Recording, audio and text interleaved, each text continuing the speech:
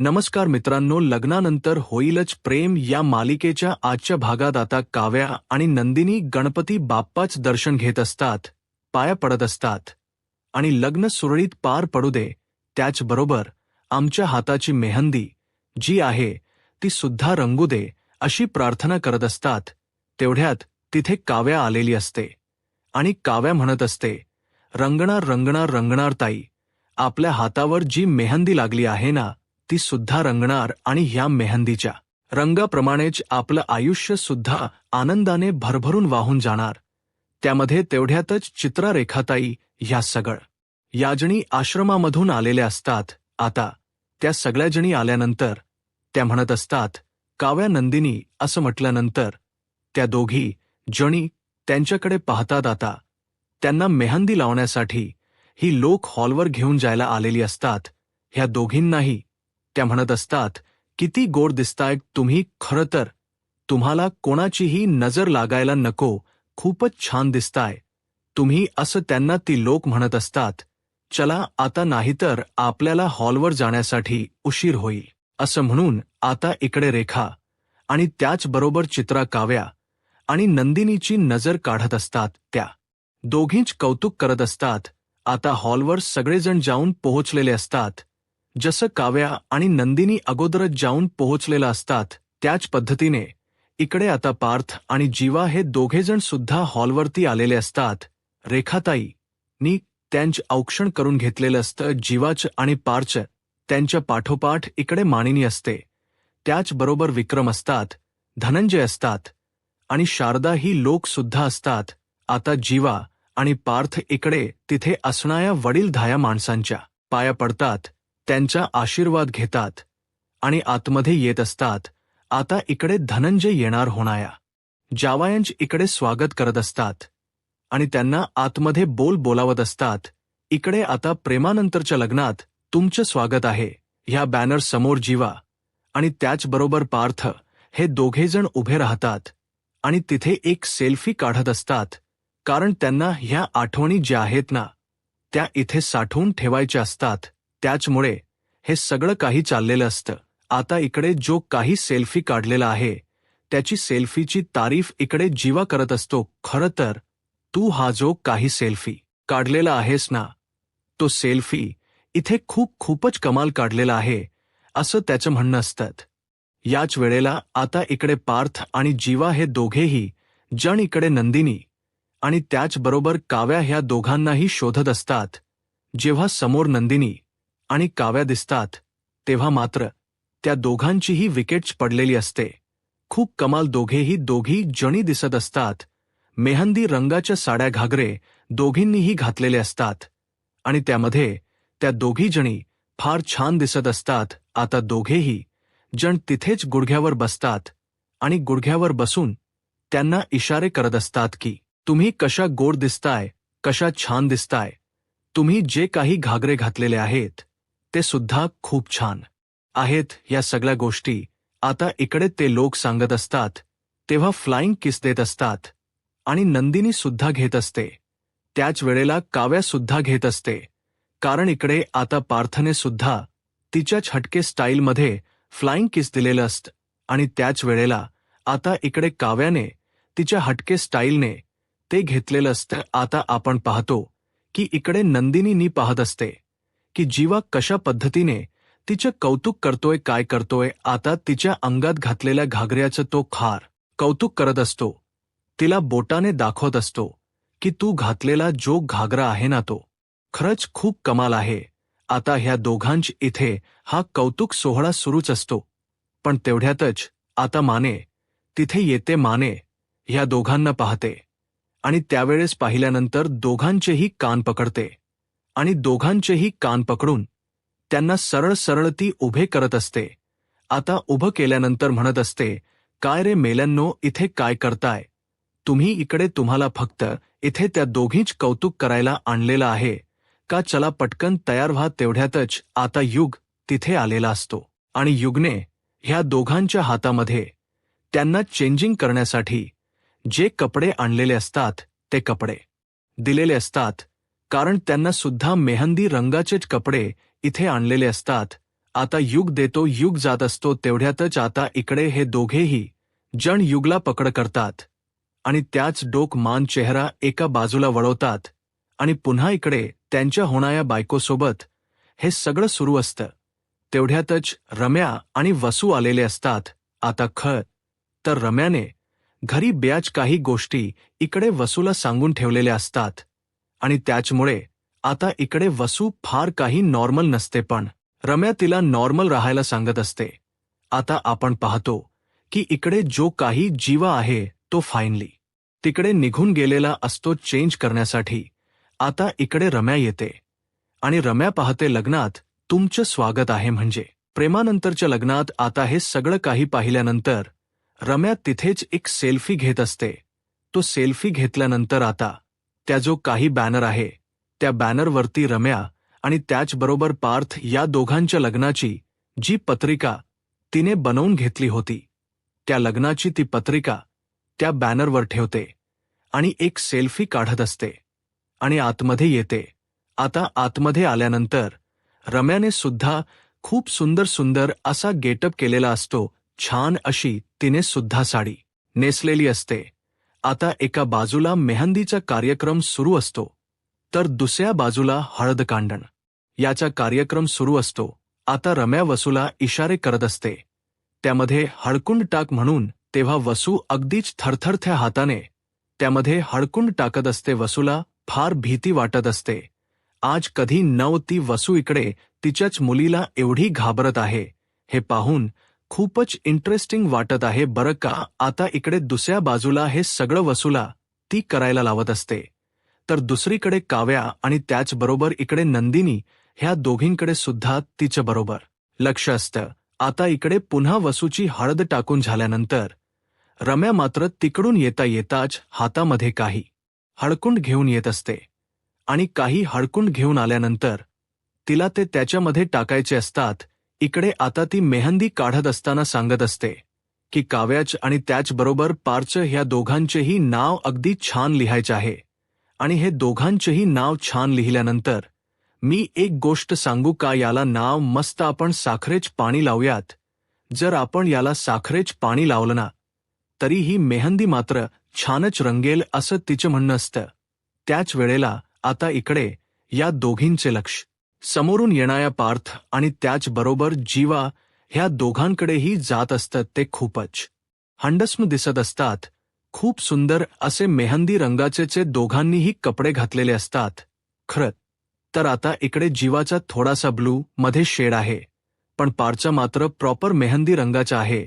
तो वरचा जो काही कोट आहे तो आता हे सगळं काही इथे सुरू असतं. तो दुरूनच ह्यांना पाहत असतो. या मेहंदी लावतायत कशा गोड दिसतायत. त्याचबरोबर त्यांना भुका लागल्या असतील ही सुद्धा गोष्ट त्यांच्या दोघांच्या सुद्धा लक्षात आलेली असते. युगच मात्र आई आणि बाबांना मदत करणं सुरूच असतं.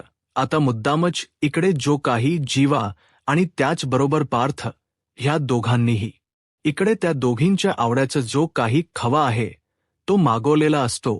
काव्याला रेड वेल्वेट पेस्ट्री आवडते म्हणून पार्थने ती मागवलेली असते तर इकडे त्याच्या चकाचक बाईला वडापाव आवडतो त्यामुळे त्याने तो वडापाव मागवलेला असतो. आणि आता मेहंदी काढून झाल्यानंतर हे दोघेही जण तिथे जाऊन बसतात. तर आता दोघेजण तिथे जाऊन बसल्यानंतर इकडे रम्याचं काम पुन्हा इकडे हळद काढण्याकडे वळतं. तिथे बाजूला डेकोरेट करण्यासाठी जे हळकुंड एका ताटात ठेवलेले असतात ते हळकुंड ती अलगतच हातामध्ये घेते आणि कोणाकोणाला समजून सुद्धा देत नाही की तिने हळकुंड घेतलेत. बहुतेक आता तिला आणि पार्थला जी काही हळद लावायची आहे त्यासाठी हे सगळं काही तिनं चालू केलेलं असावं. गुपचूपच हळकुंड घेते आणि त्या हळकुंड त्याची काही ऑलरेडी हळद कांडायला सुरू होते त्यामध्येच ते हळकुंड टाकते आणि कांडायला लागत असते. वसू हे सगळं चित्र पाहत असते. ती तिला खुणावते नेमकं तुझं चाललंय काय, पण तिचं मात्र अजिबात ह्या सगळ्या गोष्टीकडे लक्षच नसतं. दुसऱ्या बाजूला आता नंदिनीसाठी आणलेला वडापाव मुद्दामच जीवा खाऊन तिला डिवचण्याचा प्रयत्न करत असतो, चिडवण्याचा प्रयत्न करतो, पण तोंडाजवळ नेलेला वडापाव पुन्हा नंदिनीला भरवतो. इकडे आता सेम त्याच पद्धतीने रेड वेल्वेट पेस्ट्री जी आणलेली असते ती सुद्धा इकडे आता तो स्वतः खायला बघतो आणि त्यानंतर काव्या त्याच्याकडे पाहते. त्याच वेळेला तो चेंज करतो आणि पुन्हा एकदा ती पेस्ट्री इथे काव्याला भरवत असतो. तेवढ्यातच आता इकडे काही बायका आलेल्या असतात ज्या की जीवाला आणि त्याचबरोबर पार्थला बऱ्याच प्रमाणामध्ये इकडे त्या चिडवत असतात आणि सांगत असतात, नेमकं काय चाललंय तुम्हा दोघांचं, काय चाललंय. आता तिथे युग सुद्धा आलेला असतो. नंदिनी म्हणत असते, तुमचं हे सगळं काय चाललं ना ते तर मला कळतच नाही. त्याच वेळेला आता इकडे ही पेस्ट्री एन्जॉय केल्यानंतर आपण पाहतो की ते लोक फार आनंदात असतात, खुश असतात. मुलींच्या चेहऱ्यावरचा आनंद पाहिल्यानंतर धनंजय आणि त्याचबरोबर शारदा ह्या दोघांना सुद्धा भरून आलेलं असतं आणि इकडे आशाला सुद्धा फार आनंद झालेला असतो. मान्नी तर खूप कमाल अशी दिसत असते. तिने सुद्धा मेहंदी रंगाची खूपच सुंदर साडी नेसलेली असते आणि आजची तिची जी काही हेअरस्टाईल आहे ना ती तर खरंच कमाल असते. बरं का आपण व्यवस्थित काही इथे दाखवलेलं नाहीये त्यामुळे तो फोटो काही मानिनेचा व्यवस्थित दिसत नाही. बरं का आपण असो. आता इकडे हळकून रम्या कांडायला सुरुवात करत असते. तेवढ्यातच आता युग येत असतो आणि युग रम्याला काहीतरी करताना बघतो. म्हणजे तिना एका बाउलमध्ये हळदना चेंज करत असते आणि त्याच वेळेला युग येतो आणि युग आल्याबरोबर तो तिला म्हणत असतो, अग रम्या तू हे काय करतेस. तेव्हा रम्या म्हणत असते, दिसत नाही का हळदी हळद बनवते ना. तेव्हा युग तिला म्हणत असतो, रम्या हे तू करतेस म्हणजे तू बदलीस. या गोष्टीवर माझा विश्वास बसत नाही खरा, पण तू बदलीस ना. ही गोष्ट मात्र खरंच फार छान आहे. हा तू बदललीस त्यातच आनंद आहे असं सुद्धा आता इकडे तो तिला सांगत असतो.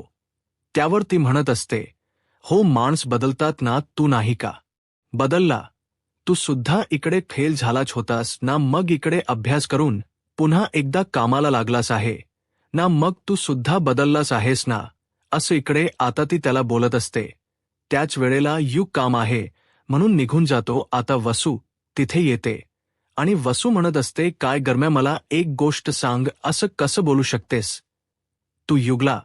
तो बिचारा तुला चांगल्या ह्यानेच बोलायला आला होता ना, मग तरी सुद्धा तू त्याच्यासोबत असं बोललीयस का. काशी करतेस रम्या. त्यावर रम्या मात्र वसूकडे म्हणत बघत असते आणि म्हणत असते, तुला काय प्रॉब्लेम आहे एवढा हो बोलले मी त्याच्यासोबत तसं, कारण त्याची लायकी ती आहे किंवा आतापर्यंत त्याने त्या पद्धतीने त्या सर्व गोष्टी केलेल्या आहेत आणि त्याचमुळे मी ते बोलले.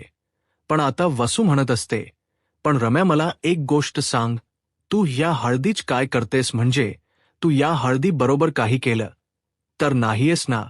तेव्हा रम्या काहीच उत्तर देत नाही. वसूला मात्र फारच टेन्शन आलेलं असतं. रम्याच्या ह्या वागण्याच आणि ह्या सर्व काही गोष्टीच आता काव्याला थोडासा केस बाजूला करण्यासाठी प्रॉब्लेम होत असतो, कारण तिच्या हाताला मेहंदी असते आणि त्याच वेळेला रम्या ते पाहते आणि रम्याने ते पाहिल्यानंतर धावतच तिच्याकडे जाते आणि तिला म्हणत असते, काय झालं, सगळं ठीक आहे ना. तुला काही मदत करू का मी. म्हणजे बघ ना, जर तुला काही मदत करायची असेल ती मी करू शकते. त्यावर ती म्हणत असते, नाही काही नाही, हे बघ ना इथे थोडेसे केस जो काही आहेत ना ते अडकले आहेत. तेव्हा रम्या लगेच तिचे ते केस बाजूला करते आणि काव्या तिला थक्यू म्हणते. तेव्हा रम्या तिला म्हणत असते, अग वेडियस का, मला का थक्यू म्हणतेस. हे बघ, मला थक्यू वगैरे म्हणायची काहीच गरज नाही.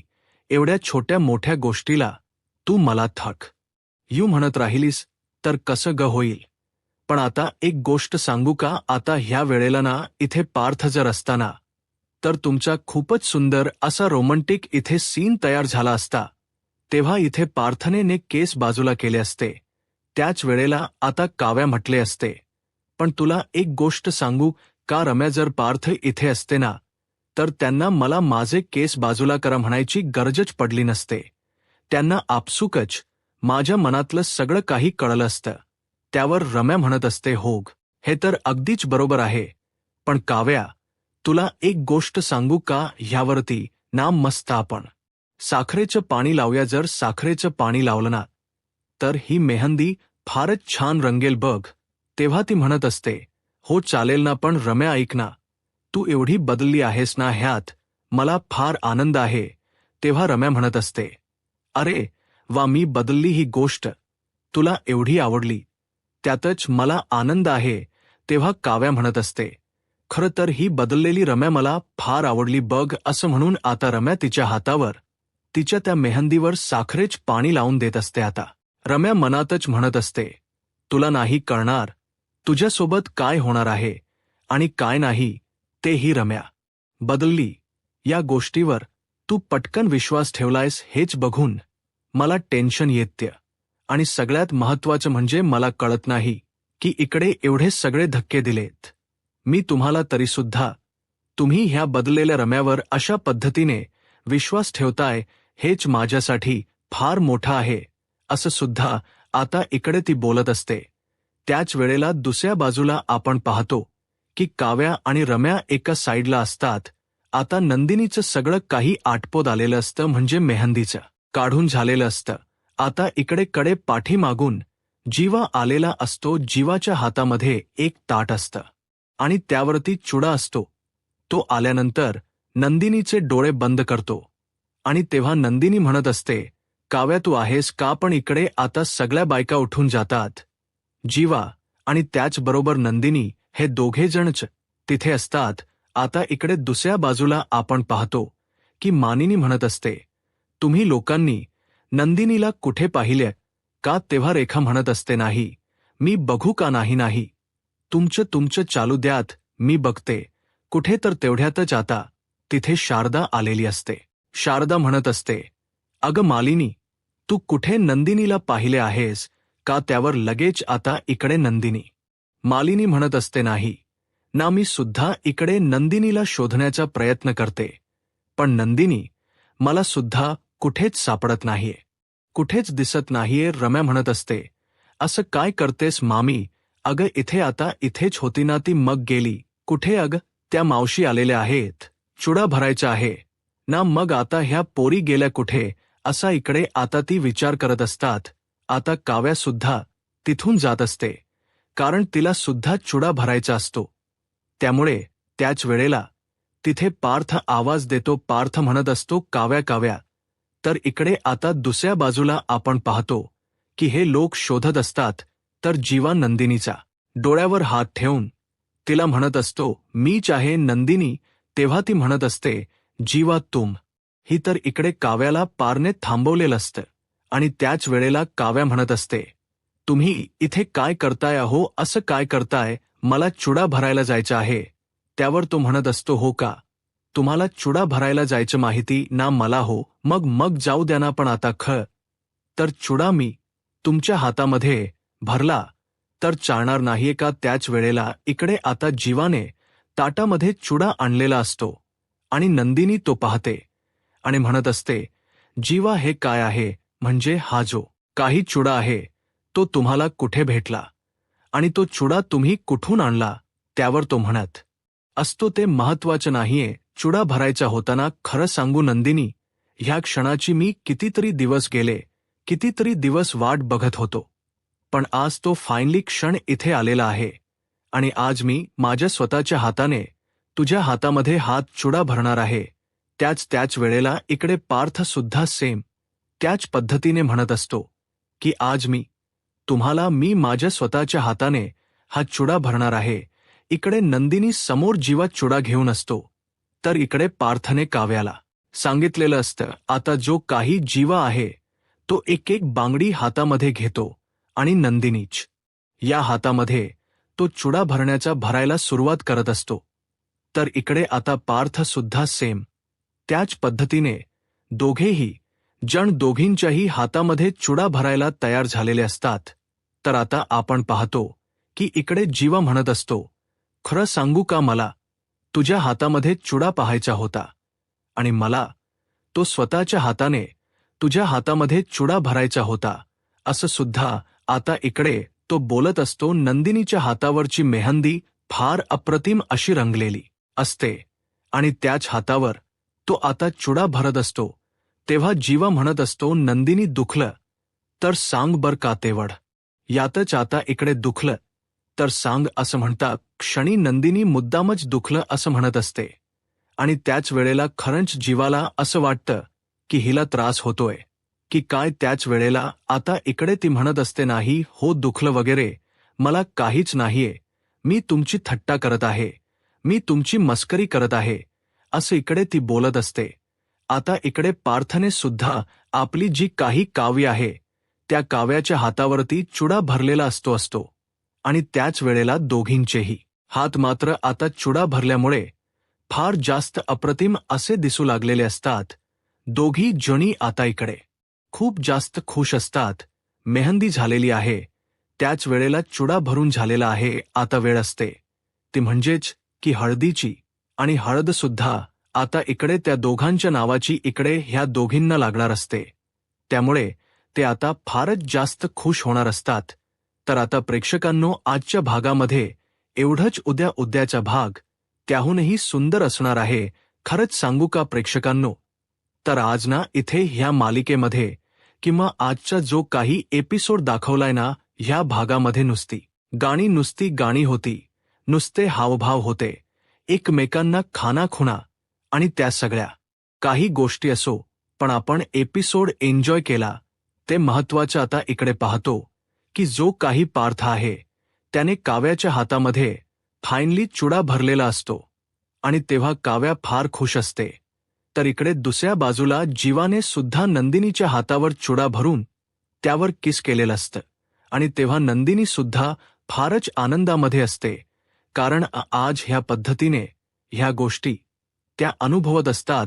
होणाऱ्या नव्याकडूनच चुडा आज इथे त्यांना भरायला मिळालेला असतो आणि त्याचमुळे त्या फार जास्त खुश असतात.